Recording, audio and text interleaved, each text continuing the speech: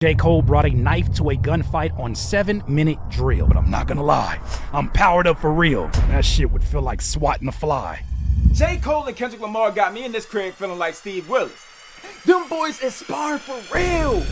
These niggas talking out of their neck. Don't put no coughing out of your mouth. I'm way too paranoid for a threat. That's what he said as a warning shot. That's a loud ass warning shot. DIYers over the last few weeks, actually. I don't want to say that I've been avoiding the story, but this has been one of the biggest stories in hip hop. I try to keep this content more so about DIYers. I try to keep this content about stuff that's actionable, things that you can do. But as you can see by the shirt today, Curtis King ain't even Curtis King today. Today, I get to be a fan. I'm already a fan of the culture, even though I'm an artist myself. But today, I get to just be a fan. I'm trying to hold my biases as I talk about this next story, but damn it. A few weeks ago, Kendrick Lamar, it felt like he jumped out of nowhere, as he kind of does when he has new music. But he jumped up out of nowhere on this new Metro Boomin and Future project, We Don't Trust You, on a song called Like That. And this song went supremely viral. Why, you may ask? He was throwing some pretty obvious shots at Drake, J. Cole, and collectively, we all know them as being the big three. Some of the best lyricists, songwriters, hip-hop artists that we know of in this era. When he dropped this, initially what I saw this as being more so a diss to Drake, right? If you've been following any of their music, if you understand subs, you know these two have been subbing each other for years now. It's getting pretty ridiculous. But with that said, this one was a little bit more direct. I want to play you a breakdown, first of all, before we talk about this J. Cole response that actually, as the recording of this dropped just yesterday. Let's talk about his Like That verse first. Here's 4 brilliant details you might have missed in Kendrick Lamar's Like That verse.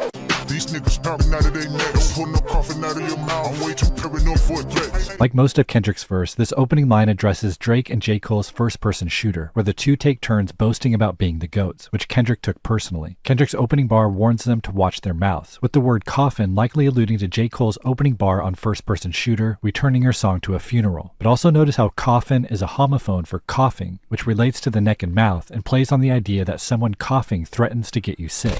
Hey. Probably didn't know I was going to use that one today, huh? You got to be a different kind of person, different kind of artist, different kind of lyricist to come out of somebody like a Kendrick Lamar. I chose to start with this video because I need you to understand the layers in which this was delivered. Yes, the beat is crazy. Shout out to Metro Boomin. The timing is crazy, especially a year after hip-hop went through a lot of struggles in terms of sales and people thinking that it was going on the decline, especially in the mainstream. And I mean, there's still a lot of stories that kind of support that, but this is such a huge moment. But damn it, Kendrick ain't for play, and I'm trying not to be biased. I'm trying, but I need you to understand the levels of this.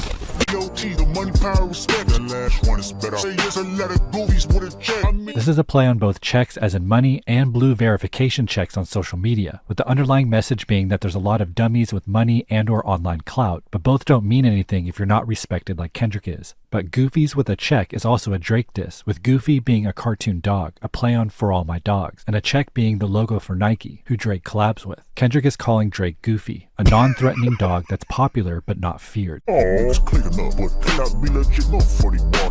Here Kendrick undermines the authenticity of Cole and Drake's partnership with wordplay on the cousins Be Legit and E40 aka 40 Water, who are in a group called The Click. But Kendrick is also nodding to the beat he's rhyming over, which uses the same sample source as E40's song Look at Me.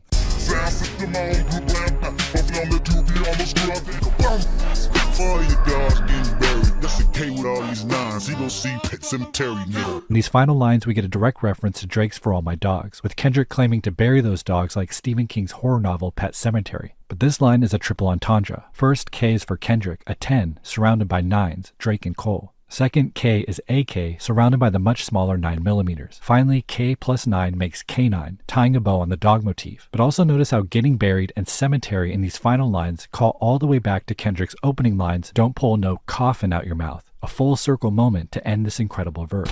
That's what he said as a warning shot.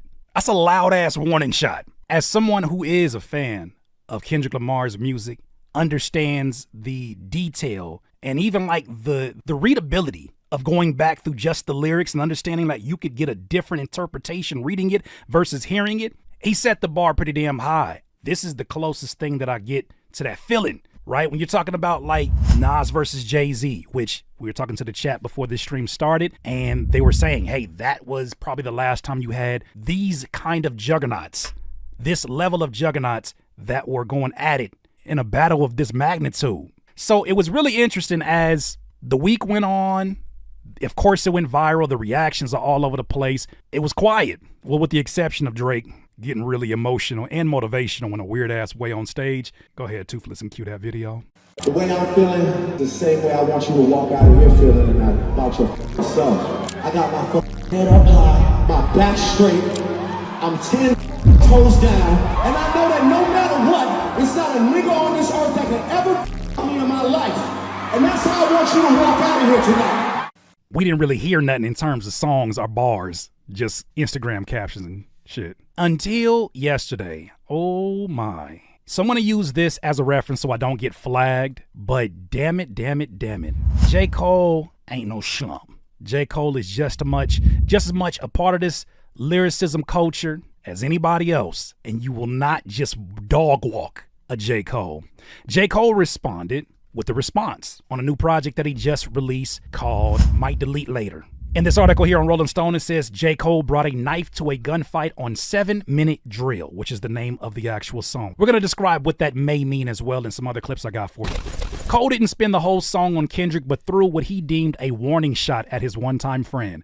He employed Jay-Z's takeover tactics, summing up Kendrick's catalog. That was the angle that he chose to attack Kendrick. Okay. And he goes on to quote, he says, your first shit was classic, your last shit was tragic, your second shit put niggas asleep, but they gassed it, your third shit was massive, and that was your prime. I was trailing right behind, and I just now hit mine. No. Cole also criticized Kendrick's sparse release schedule. He averaging one hard verse like every 30 months or something. If he wasn't dissing, we wouldn't be discussing them. Which is kind of weird because the Big Three conversation has been brought up multiple times over the years by J. Cole, most recently on First Person Shooter with Drake. So somebody talking about him. But then he walked back the vitriol, also rhyming, don't make me have to smoke this nigga cause I fuck with him. That's a weird thing to say in a diss. I mean, and we know it's not a personal. This is just homies sparring. You assume to be homies, right? Just sparring. We having a lyrical sparring. We just, you know what I'm saying? Like we playing 2K right now. We just lyricists. We just going back and forth. So it ain't nothing personal. I do feel like that Drake one is a little bit more personal, but that's neither here nor there. And on the track's second beat, because it was a transition in that beat, produced by T-Minus and conductor Williams, he admits, I'm hesitant. I love my brother, but I'm not gonna lie. I'm powered up for real. That shit would feel like swatting a fly.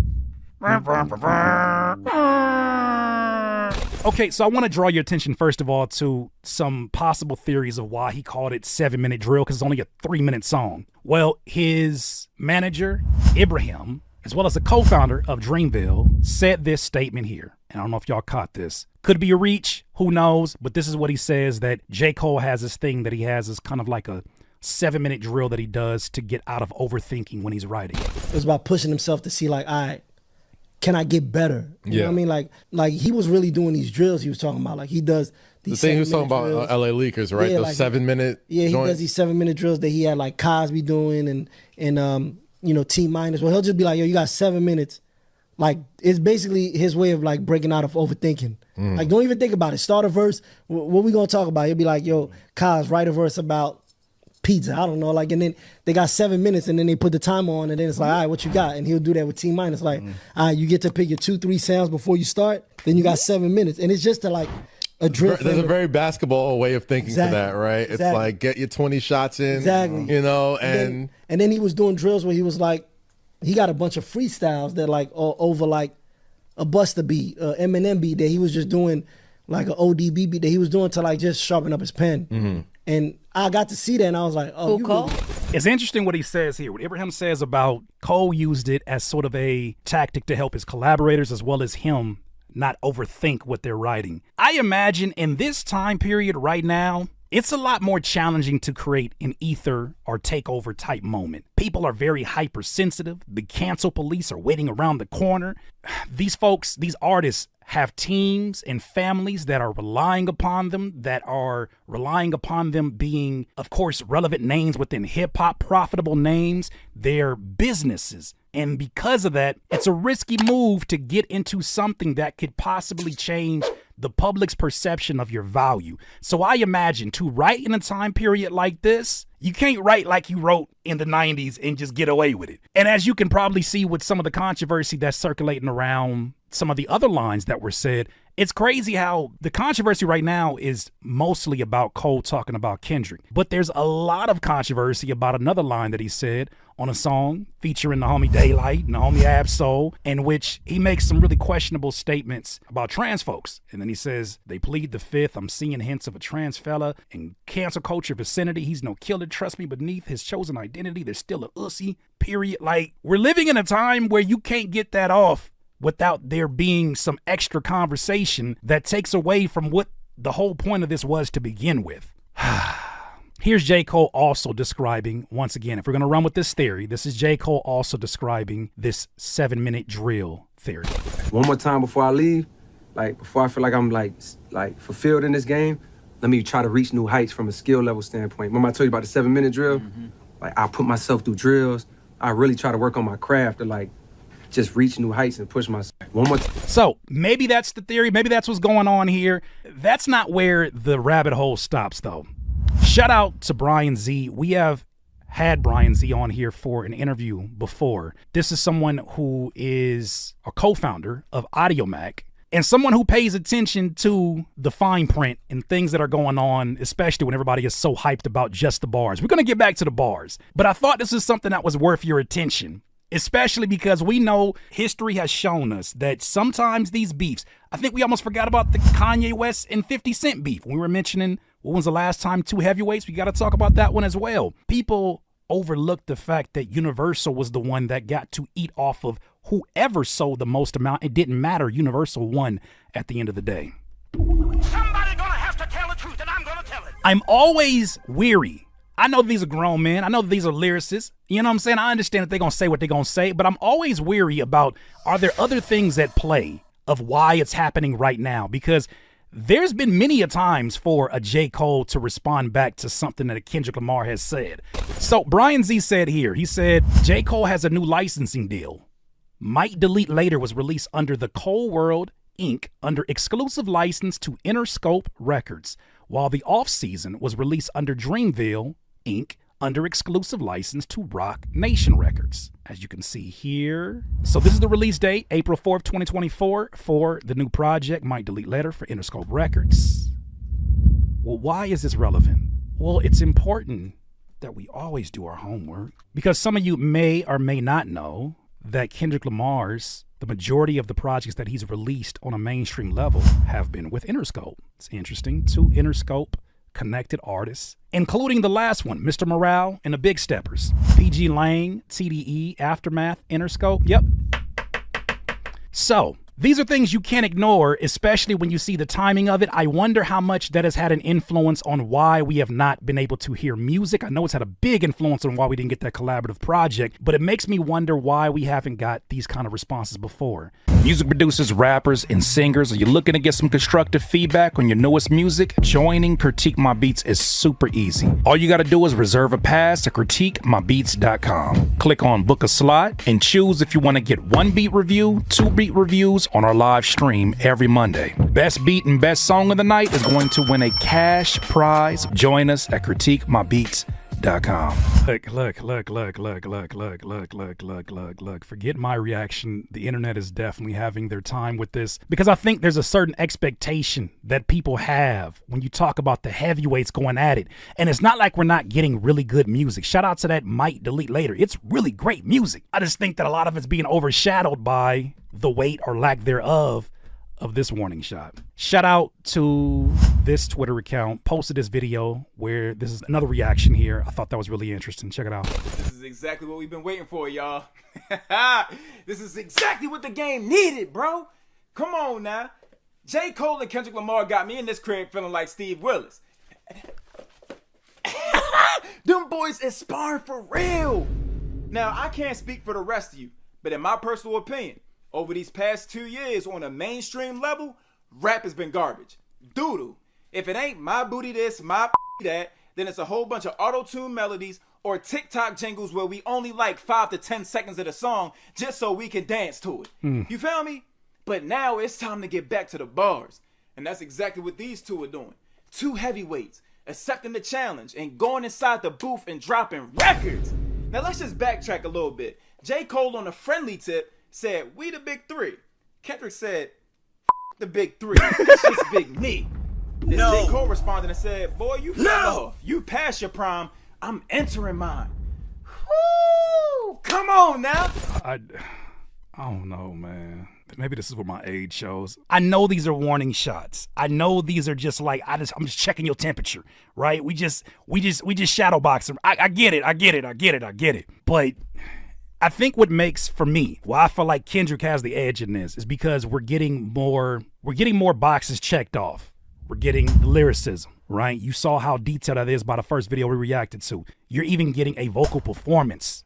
You're getting someone who is bringing the aggression within that verse and getting your attention ASAP, right?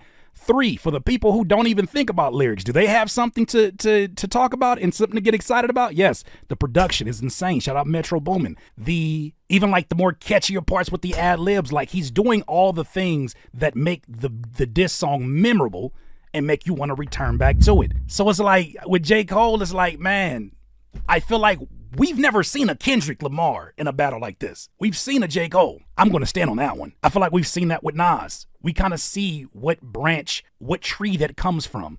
There's nothing new that I'm expecting of J. Cole except for more detailed bars of what he's already done.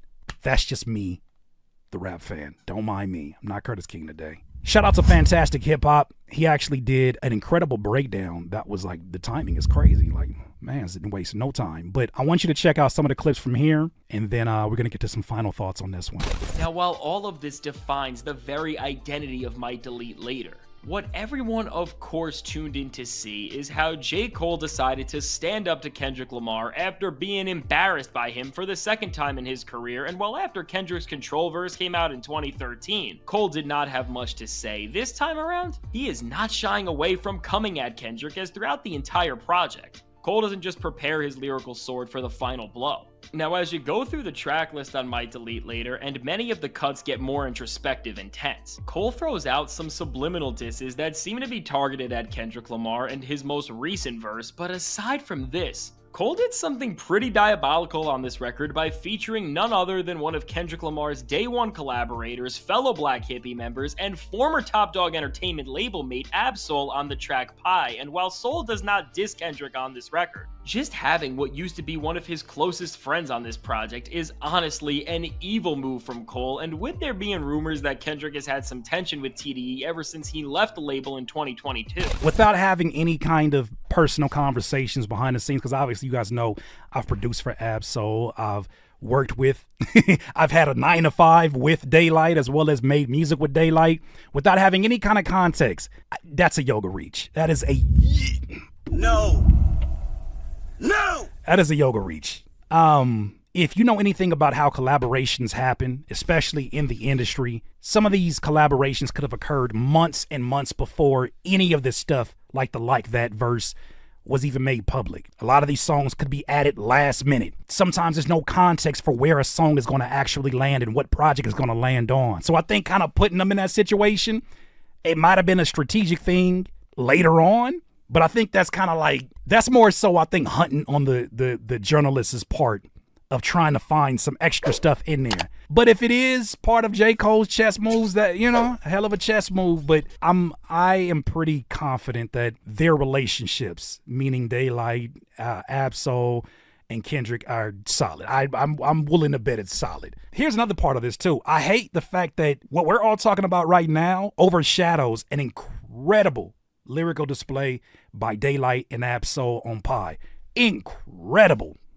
But it's getting overshadowed right now, like Big Sean's release, and Did you even know Big Sean released? That's crazy. That's crazy, man. It's like from the outside is that now TDE, on at least some level, has taken the side of J. Cole, and this is really a massive betrayal considering the amazing output Kendrick gave to the label when he was signed to it. And speaking of Kendrick's musical output, this is one of the main points J. Cole uses to diss Lamar on the record's outro song that is targeted to him, 7-minute drill, and with this 3-minute cut. While the rest of Might Delete Later leads you to think that Cole is gonna fire back to Kendrick with some all-time great material, in actuality, this diss is much more complicated than that. 7-Minute Drill is the song that the entire Might Delete Later project was designed to lead up to, as it's trying to be the moment that is going to explode the rap world as we know it and seemingly give J. Cole the edge above Kendrick in this beef. But when it comes to the execution of this song, the route Cole decided to take was interesting to say the least. Sure now to was. start off with the positive, what J. Cole gets right about this song. The up-tempo glitched out beat from T-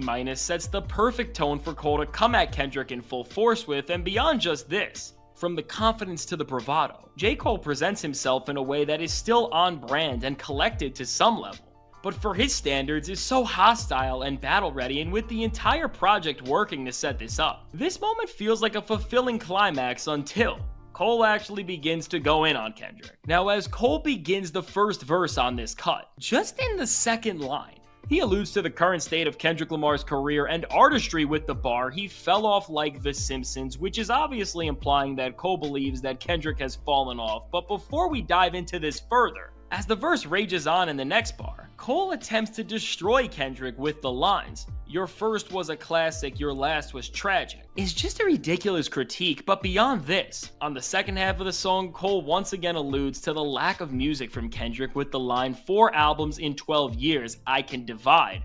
With the exception of the mixtapes that he did, can you make the same argument about the amount of albums he put out? How many did he release? If I'm not mistaken, it's really close to that number that Kendrick got. Ain't it like 5 albums and 4 mixtapes, if I'm not mistaken? Which is a reference to one of Jay-Z's disses at Nas on his song Takeover, and I think we all know what happened after Jay-Z drops Takeover, which was, of course, Nas clapping back at Jay and humiliating him with the song Ether.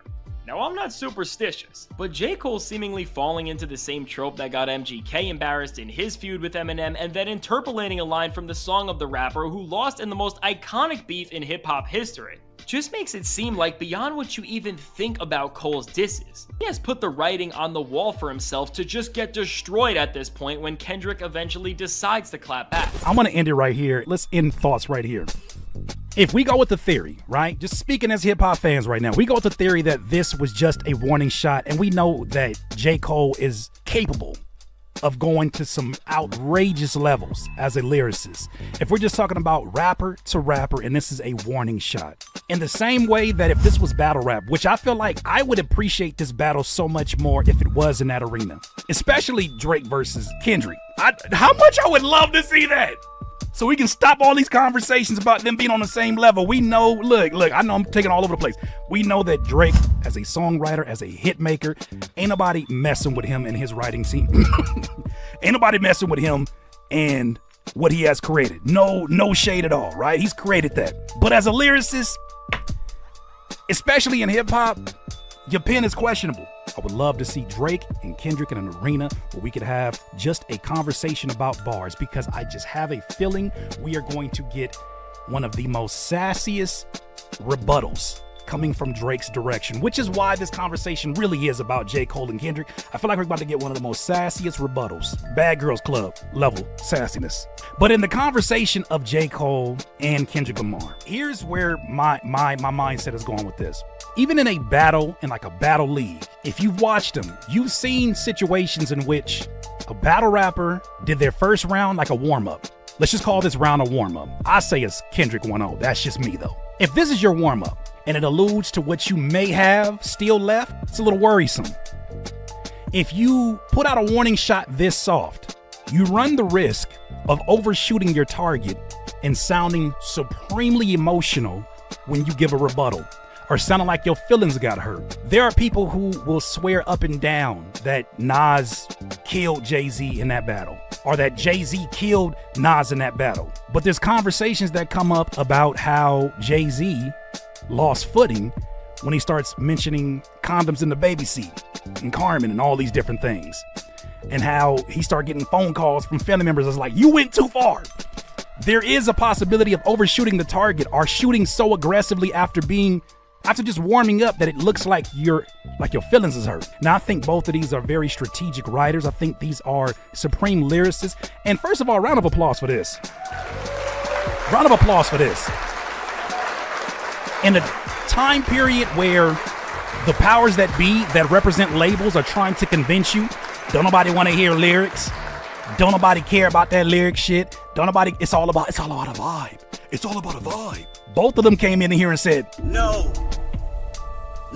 Isn't it crazy how people have all these critiques about artists like this who appear to try to be like the Kendricks and the J. Coles as being too cerebral, or they talk over the head of their audience, all these different arguments, but yet and still, this conversation is as big as it is because, in my opinion, it's because of how talented they are and the stage that they are sharing for this particular conversation. I love the fact that we're living in a time period where they want to convince you that lyrics don't matter. A lot of people want to try to convince you that, but yet here you are seeing and hearing a battle in which the lyrics are everything. Same thing can't be said if you just put one of the younger rappers versus. It's not the same kind of conversation. People want to see the best versus the best, especially in a time period where it feels like, I don't make this comparison loosely because I hate when people make this comparison, but sports, basketball versus rap.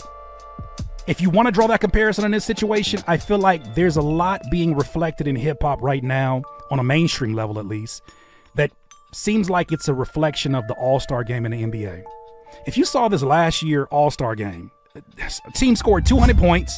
They was barely playing any kind of defense. There was no competition. It was nothing like a few years ago when it was the Kobe influence game where they were playing at the top of their level and they were really competing, and that's what people come to see. Now it's just like, try not to slip, don't hit me, don't touch me, let's not get injured, let's just jump out. It almost defeats the purpose of having it. So when you see something like the way that the game is, everybody's so buddy, nobody wants to put their career on the line, nobody wants to go for any risk, these moments right here feel special.